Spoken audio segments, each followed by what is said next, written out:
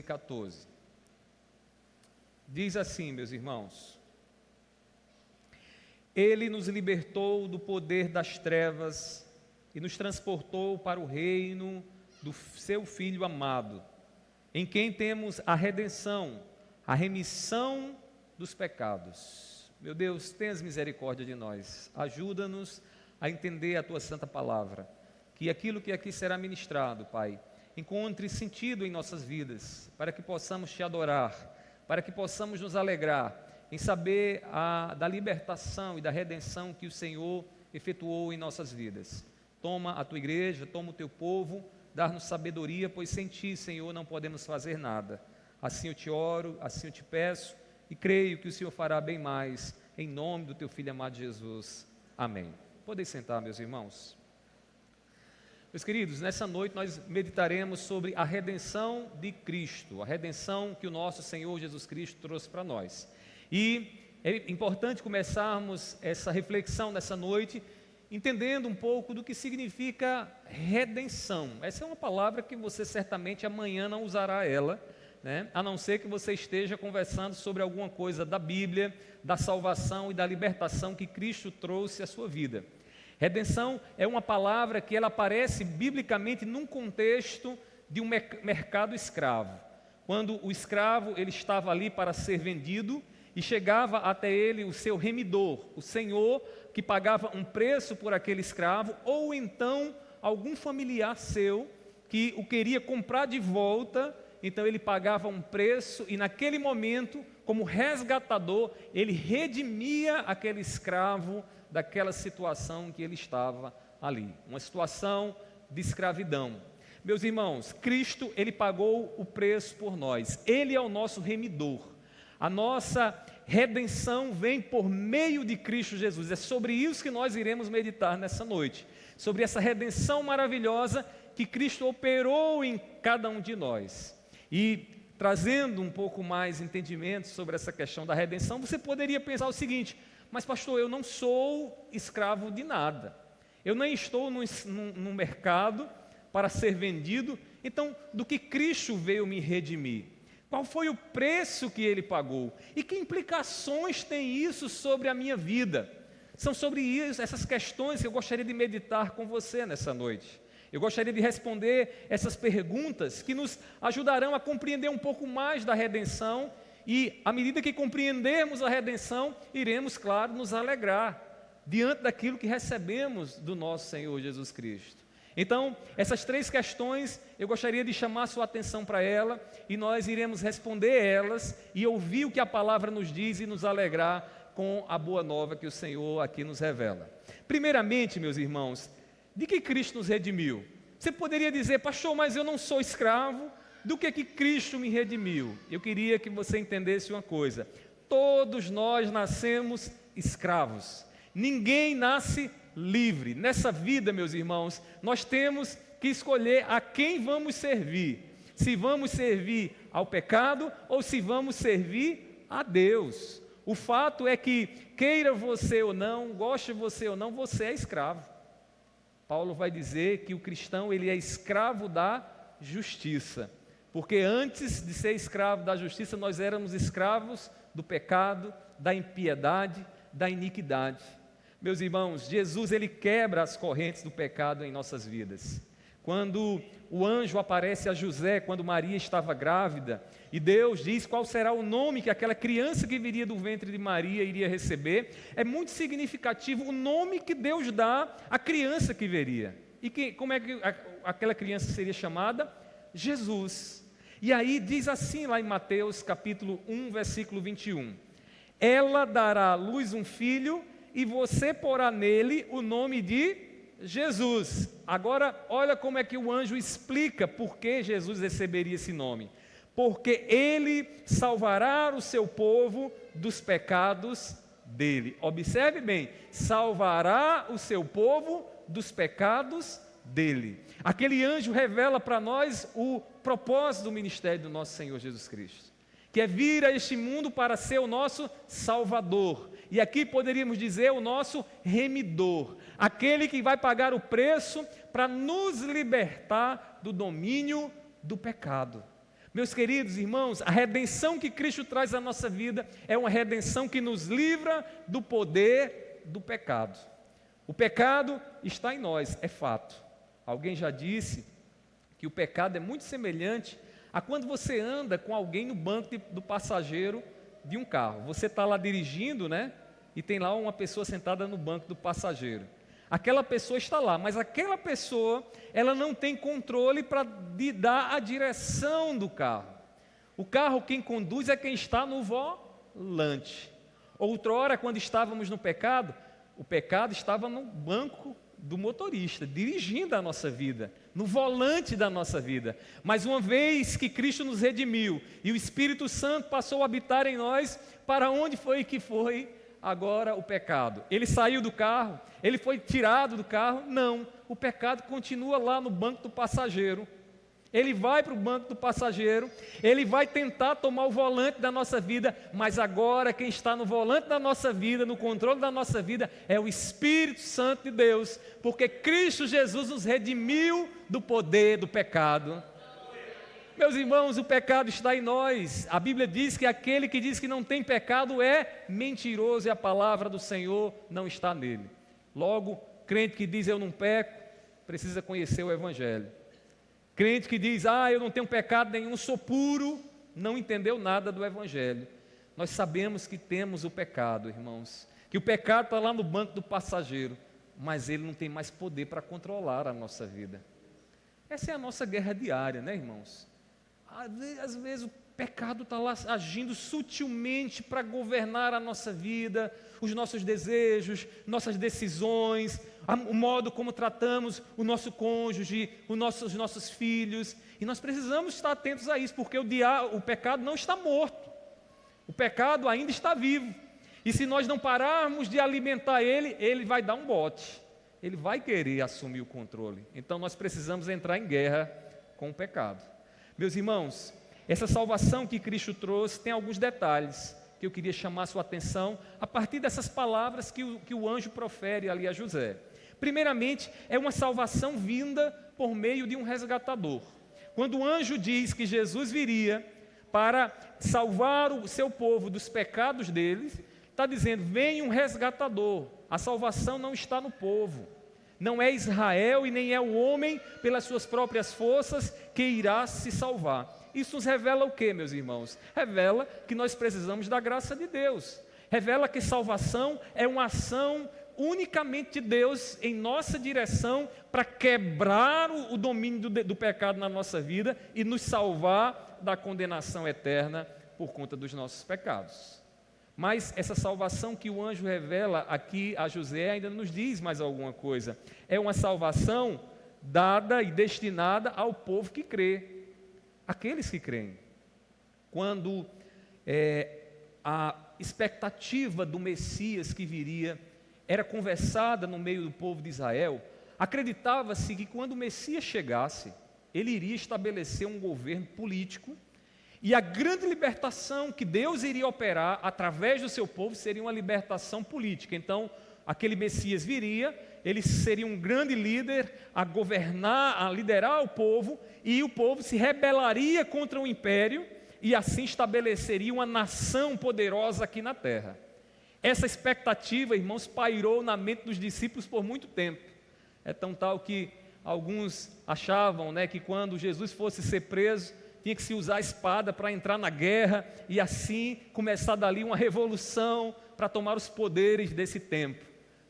Mas não era assim, meus irmãos. O anjo já deixava claro que a grande libertação seria uma libertação espiritual. O Salvador que viria libertaria o povo dos seus pecados. Meus irmãos, quando pregamos a Cristo Jesus, nós anunciamos esta redenção que Deus nos trouxe através do seu Filho. E nós, como igreja do Senhor, estamos aqui nessa noite em adoração e louvor a Deus, porque nós experimentamos e recebemos de Deus essa libertação através do sangue do nosso Senhor Jesus Cristo.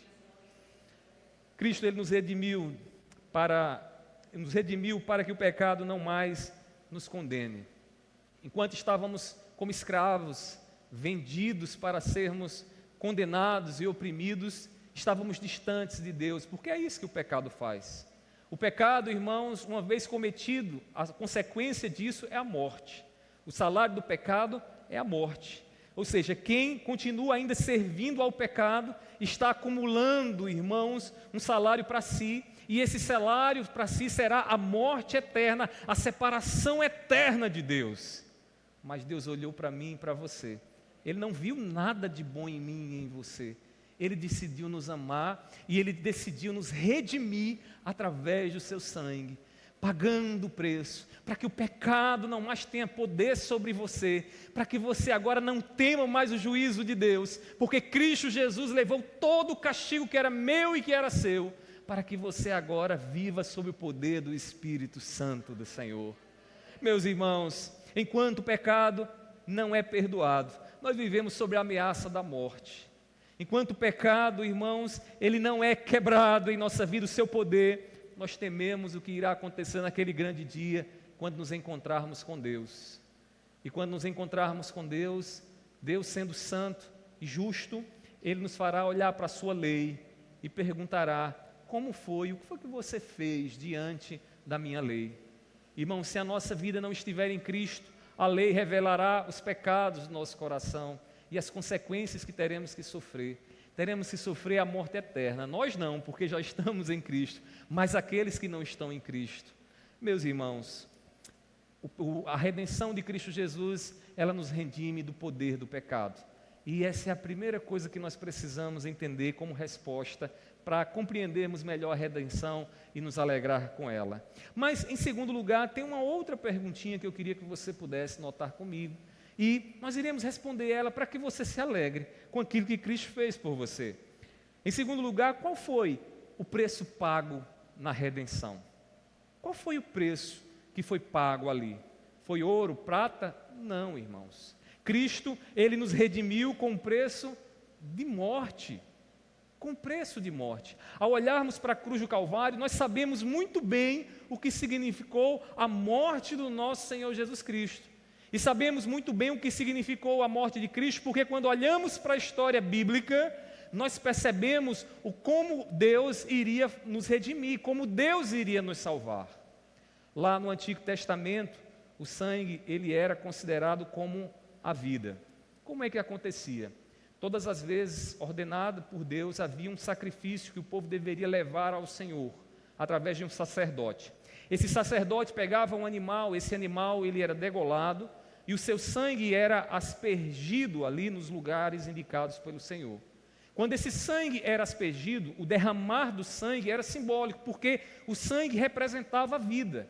Naquele ato do sangue ter sido derramado, Deus estava dizendo: agora uma vida foi tirada e agora o pecado foi aplacado. O pecado que vocês tinham, dizia Deus ao povo, o pecado que vocês têm será agora perdoado pelo sangue derramado, pela vida tirada. Só que tem um detalhe: durante toda a história do Antigo Testamento, o que é que nós encontramos? Essa cerimônia sendo feita várias e várias vezes. Ela nunca foi feita de uma vez por todas. O povo pecava, periodicamente tinha que chegar o sacerdote, oferecer seus sacrifícios, a expiação era feita, o pecado era perdoado, e ali o povo deixava de sofrer agora as consequências da ira de Deus por conta do pecado. Só que quando nós chegamos no Novo Testamento, tem um personagem que vai nos dar uma grande visão para entender aquele sangue que era derramado lá no Antigo Testamento. Quando João Batista vê Jesus se aproximando até ele para receber o batismo,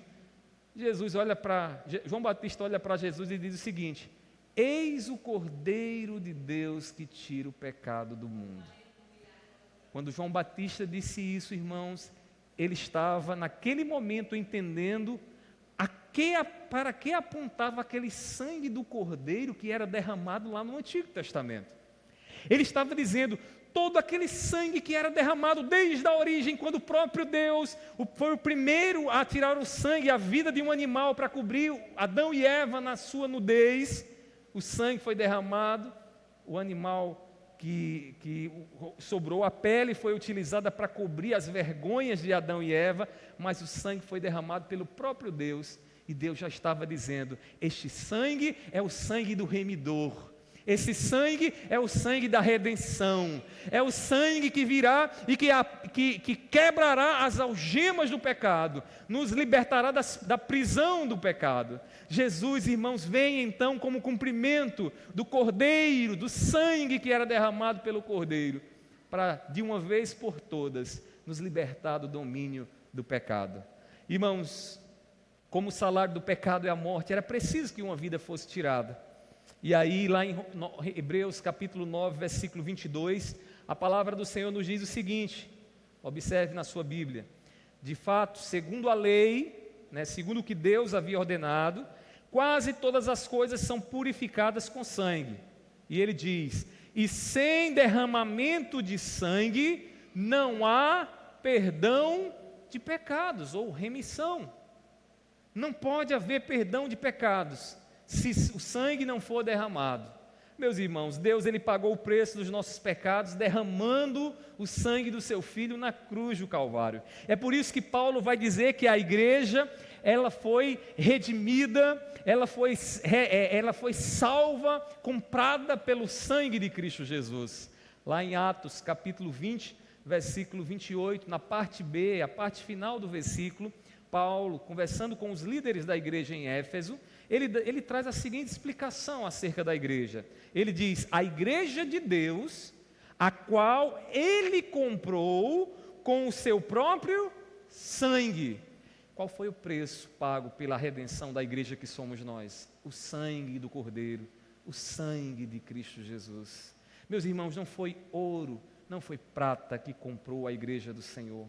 Foi o próprio Deus, uma ação de misericórdia e graça, derramando o seu sangue para nos redimir, para nos fazer povos seus, para nos comprar e nos fazer agora escravos da justiça dele. Meus irmãos, ele pagou a nossa dívida completamente. Essa dívida que nós carregamos desde que saímos do ventre da nossa mãe, nós carregamos essa dívida para com Deus. Às vezes a gente encontra pessoas que dizem assim: ah, pastor, mas eu sou filho de Deus, né? E se você diz: não, você é criatura de Deus, talvez ele não compreenda, porque para ele o raciocínio é o seguinte: eu fui criado por Deus, eu sou fruto desse Senhor que é Senhor sobre todas as coisas, logo eu sou filho. Só que, irmãos, para ser filho de Deus, é necessário que os atributos de Deus sejam vistos em nós. Se Deus é santo, como é que eu posso ser filho de Deus se não existe santidade em mim? Se eu não estou me assemelhando a Deus?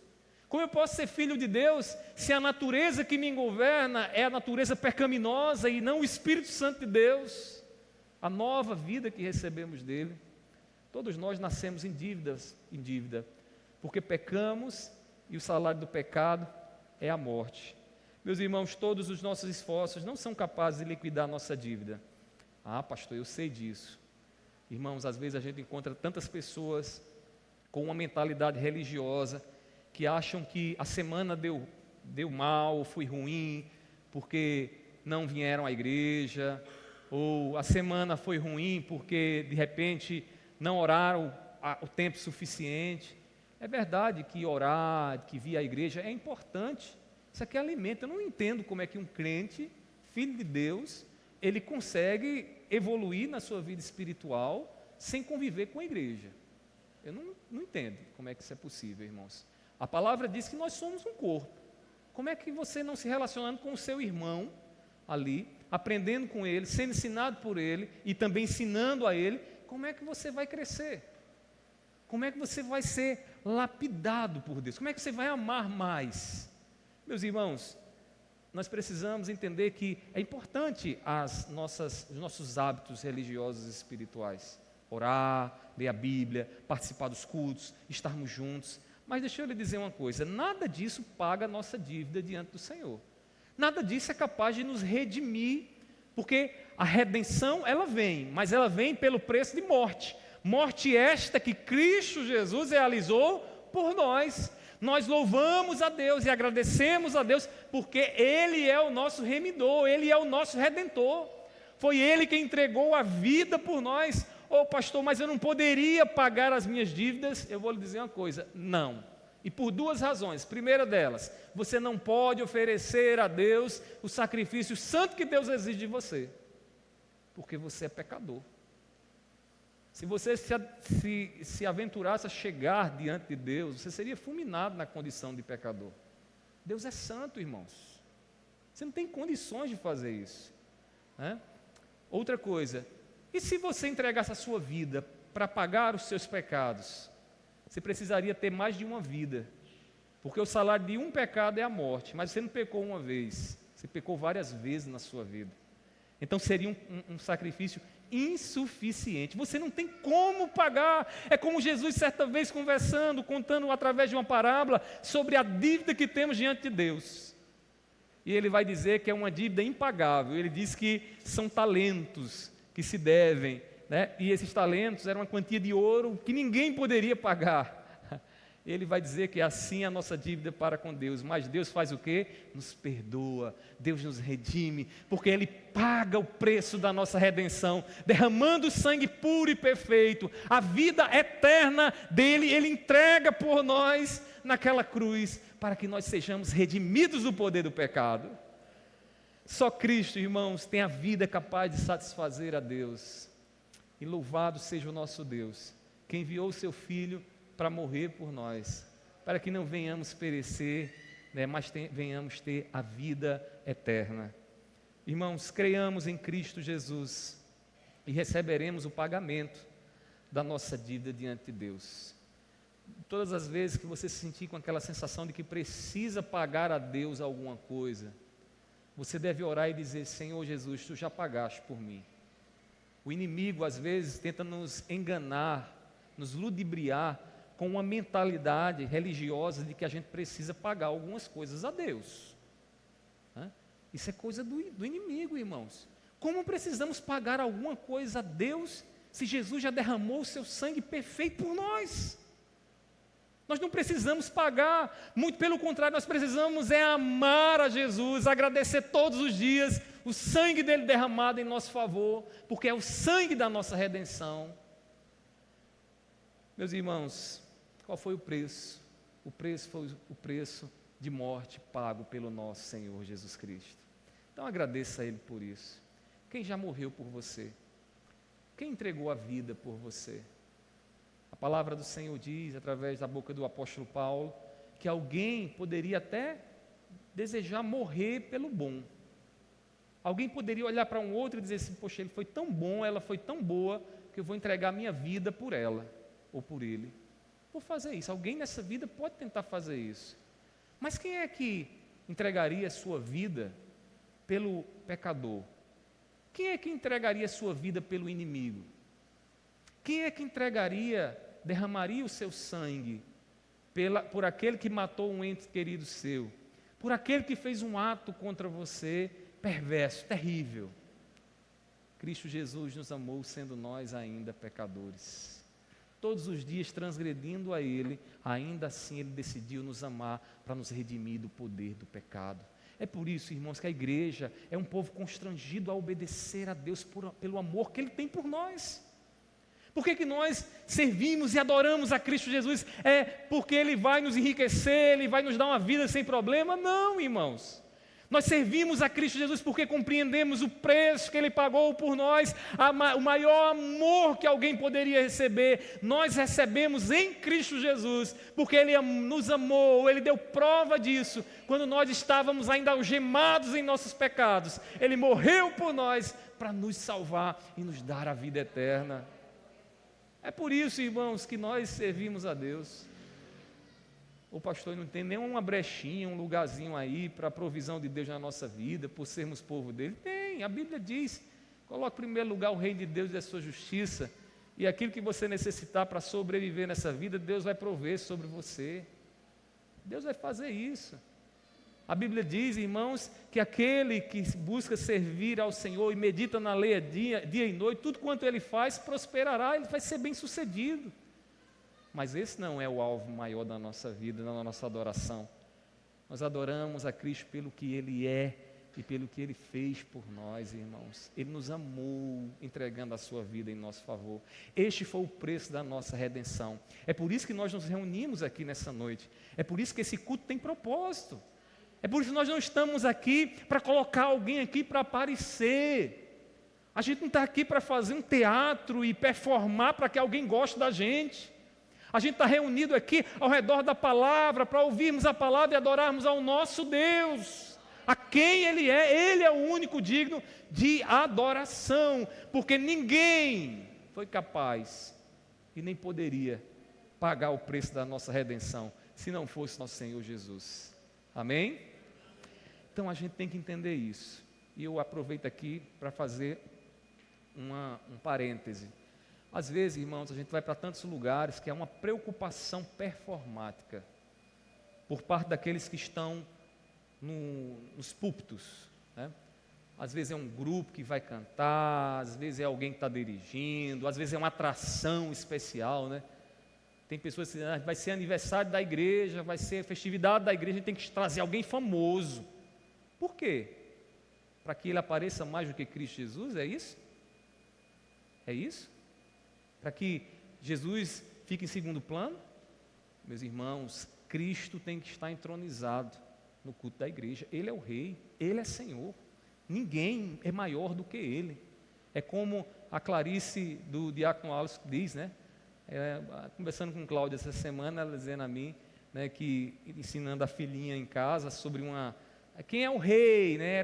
Perguntando quem era o rei. Aí dizia, o rei é fulano, o rei é ciclano. Aí Cláudia disse, o rei é o pastor? E ela disse, não, o rei é Jesus.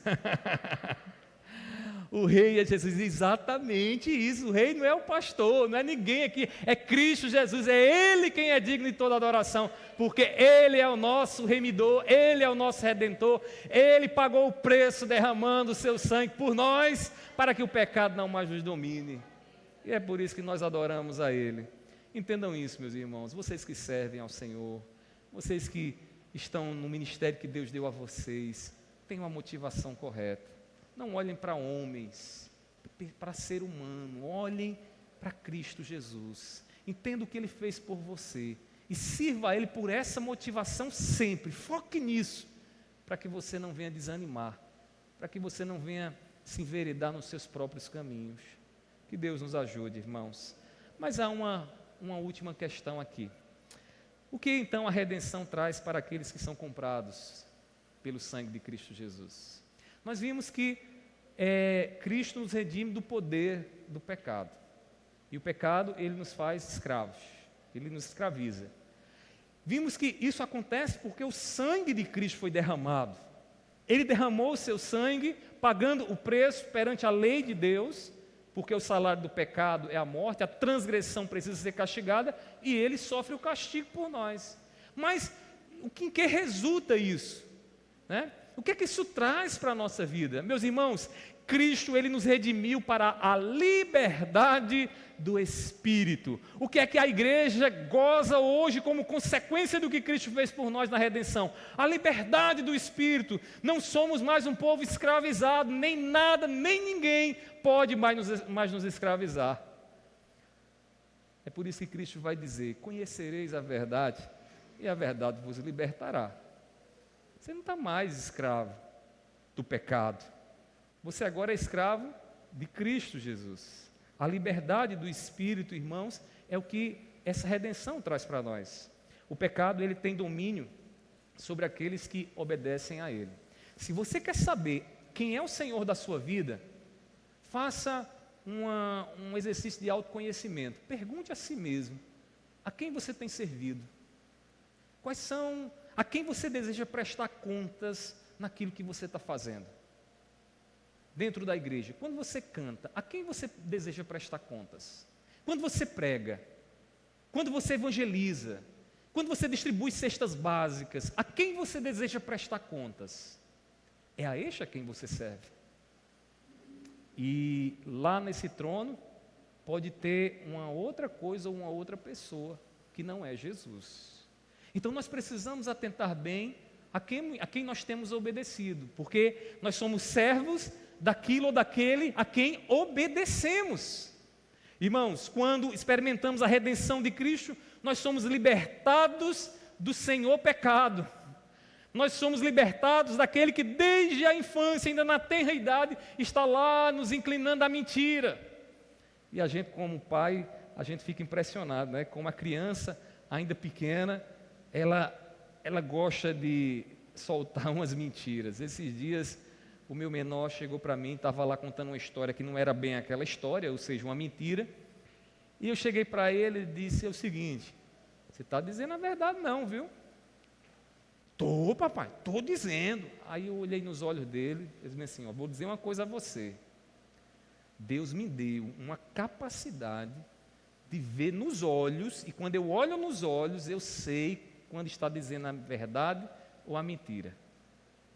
E ele já estava sem querer olhar para mim, né? Não foi não. Eu digo: vem aqui. Sentei com ele. Aí eu disse: agora olhe nos meus olhos. Olhe para mim aqui. Não, olhe para mim. Você está dizendo uma mentira, reconheça isso. Isso que você fez é mentira ou é verdade? Aí começou a chorar. Aí eu disse: está vendo que eu sei quando é uma mentira? Está vendo que eu sei? E ali a gente orou, eu abracei ele, eu digo: cuidado, não faça mais isso. Peça a Deus todo dia: papai do céu, não me deixa, né, viver nessas conversas. E aí, irmãos, desde a tenra idade, só no catolicismo tem aquela ideia de que a criancinha, né, é um anjo puro, não tem pecado. A Bíblia diz, irmãos, todos são pecadores, destituídos da glória de Deus. A criança ainda pequena, quando ela descobre que o choro chama a atenção dos pais, ela usa daquele choro já para manipular, para querer colocar o mundo dentro daquilo que ela deseja. Pastor, mas a criança é tão ingênua, meu irmão, não seja inocente. Só a pedagogia dos nossos dias é que diz, né, que o ser humano é bom por natureza, né? A pedagogia do bom selvagem, lá do filósofo Rousseau, né, que diz que o homem é produto do meio, ele só se torna ruim porque o sistema, o meio é terrível e faz com que ele fique ruim, mas ele, se estiver sozinho, sem as influências das instituições sociais, ele vai ser bom. Mentira, irmãos, não é isso que a Bíblia ensina. E você pode experimentar isso em casa. Veja os seus netos, veja os seus filhos, você vai ver que isso faz parte da natureza, que precisa ser tratado. Aí vem a pedagogia e diz: não reprima, né? Não discipline para o menininho não ficar lá, não crescer. Irmãos, eu acho que lá na minha casa eu fui um dos que apanhei mais. Se eu fosse ficar reprimido por conta das peias que eu levei, o Chiquinho do Torno, era assim que era chamado lá em casa. Minha mãe, que deve estar assistindo, sabe. Era um cinturão que era pendurado no torno. Ele dizia o seguinte: se você pisar na bola, Meu pai era mais, ninguém queria apanhar do meu pai. Minha mãe, ela era mais metódica na peia. Ela dizia o seguinte: a gente corria, ela disse: quantas vezes você rodear a mesa correndo, vai ser a quantidade de peia que você vai levar. Rodeou 10 vezes, ela contava: tome uma, tome duas, tome três, até chegar à 10ª. E graças a Deus, irmãos, hoje eu olho para trás e digo: muito obrigado, minha mãe, porque a senhora não me deixou fazer o que meu coração tanto queria fazer. Porque a disciplina, como diz a palavra, no momento nunca é boa, né? É bom, irmãos? Você lembra daquelas vezes que você quis fugir de casa porque você apanhou? Não é bom não, irmãos. Olha aí, está vendo? Não é bom não, irmãos. A disciplina no momento é ruim, mas o fruto dela, irmãos, é justiça. Então a gente precisa entender, irmãos, bem que Deus tem a sua maneira de tratar conosco. Deus tem a sua maneira de lidar conosco. E quando nós experimentamos a redenção de Cristo Jesus, nós somos libertados do senhor pecado.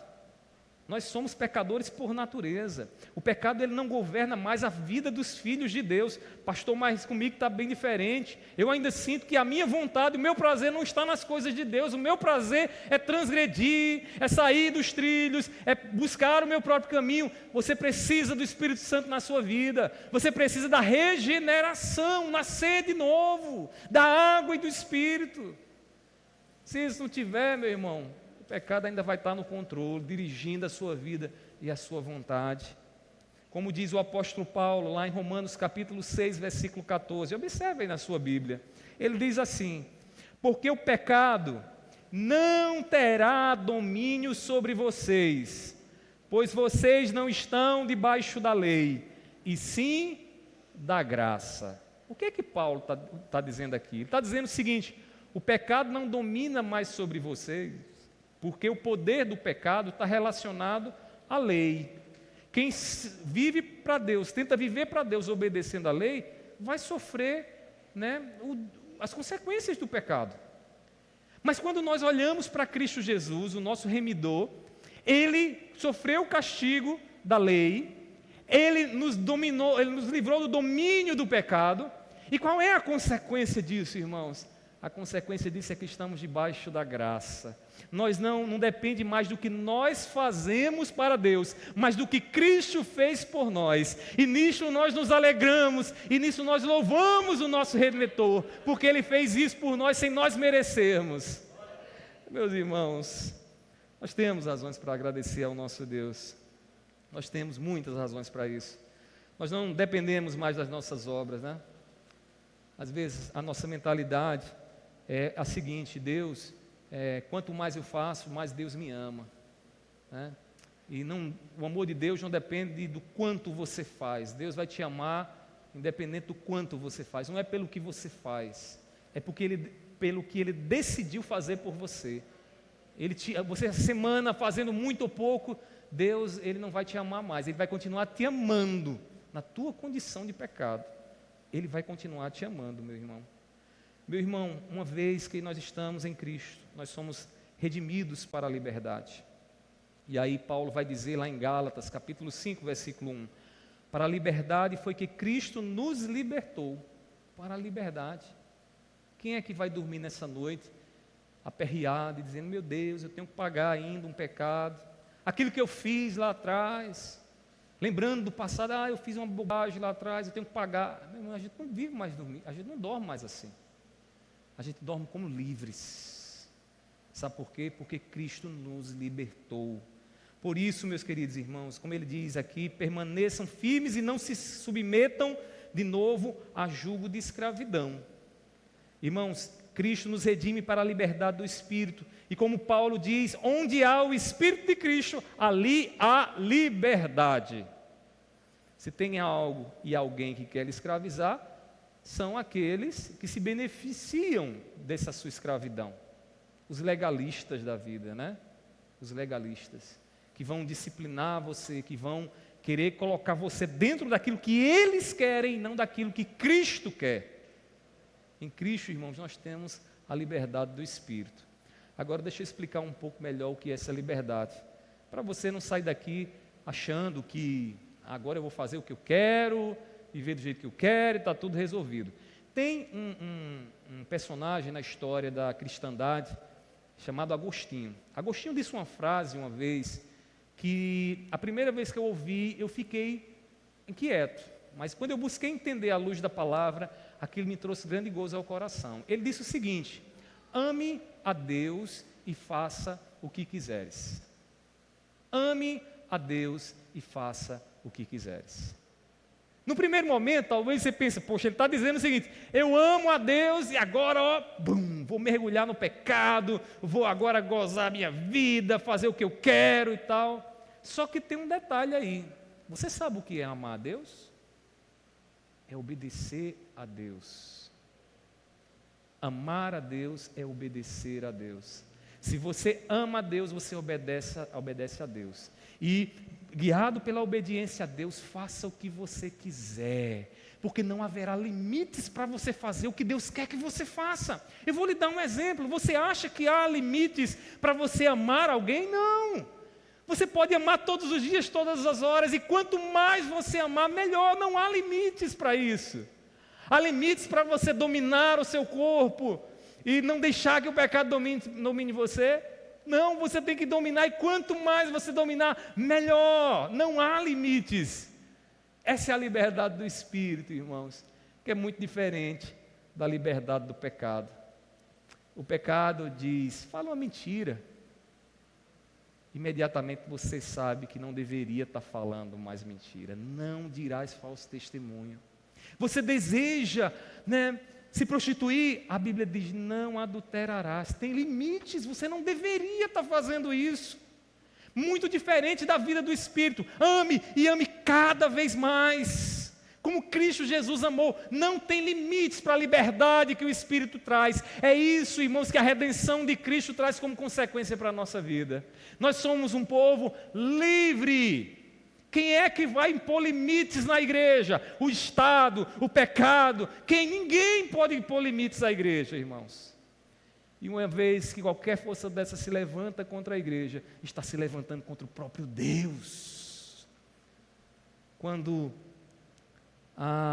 o Estado se levanta e diz à igreja que a igreja não deve amar como Cristo amou, que a igreja não deve se comportar como Deus se comporta, irmãos, ela não está agindo contra a instituição, não, ela está agindo contra Deus, contra a liberdade que o Espírito Santo de Deus nos deu. Você sabe por que aqui nos países fechados, comunistas, o Evangelho não pode chegar lá? Por conta dessa mensagem, meus irmãos. A redenção de Cristo é libertadora, irmãos. Ela nos dá uma liberdade que nada nem ninguém pode nos controlar mais. E isso o mundo não quer e o diabo não quer. O diabo quer que sejamos escravos e permaneçamos escravos. Meus irmãos, a nossa liberdade vem pela redenção de Cristo Jesus. Ele é o nosso libertador. Portanto, meus irmãos, vivamos com intensidade essa liberdade que Cristo nos deu. Essa semana não tenha limites para fazer aquilo que você sabe que é Deus agindo no seu coração. Ame a Deus, fale mais a verdade, busque mais de Cristo, se consagre mais. Você não tem limites para isso. Esta é a vida em abundância que Cristo trouxe para você, que Cristo trouxe para nós. Éramos escravos do pecado, mas Cristo pagou o preço da nossa redenção. Éramos, no futuro, não somos mais. Pastor, mas eu ainda sinto que eu preciso dessa libertação.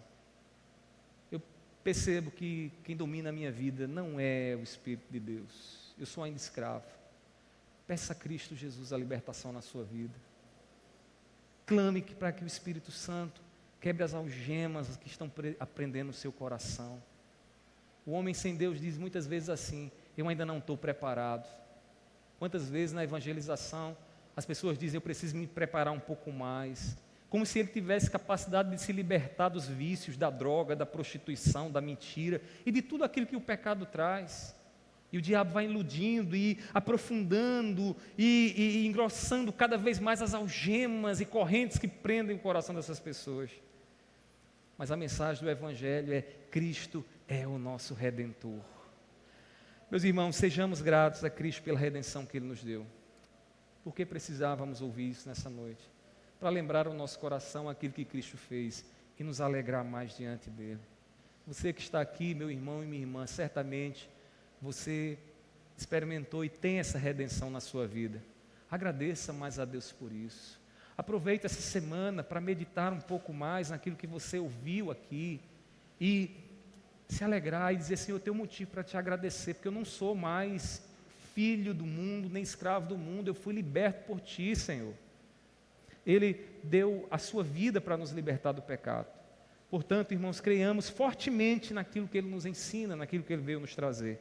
E vivamos com júbilo, como quem sabe que foi comprado pelo sangue de Cristo Jesus, que é o nosso Redentor. Que Deus nos ajude. E você que está nos ouvindo, seja aqui ou pela internet, que não conhece a Cristo Jesus como Redentor ainda. E eu não falo de conhecer, de ouvir falar, mas de viver, de experimentar a liberdade dele em seu coração. Se volte para Ele, arrependa-se dos seus pecados, creia em Cristo Jesus como Senhor da sua vida, faça dele agora aquele que está no controle das tuas decisões, da tua vontade, e você viverá a vida, a liberdade que Deus tem para nós. Que Deus aplique a sua palavra em nossos corações, em nome de Jesus, amém? Fiquemos de pé, meus irmãos, vamos orar.